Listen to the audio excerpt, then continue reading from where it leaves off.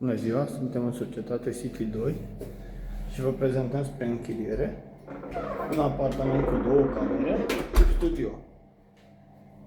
În partea stângă la intrare avem baia, dotată cu mașină de spălat rufe, vas de toaletă, lavor și cadă.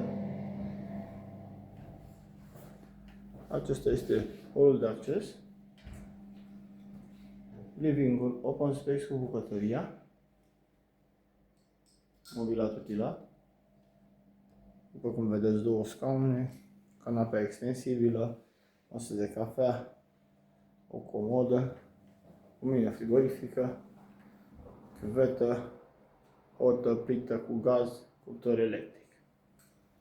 În partea stângă avem dormitorul, mobilat.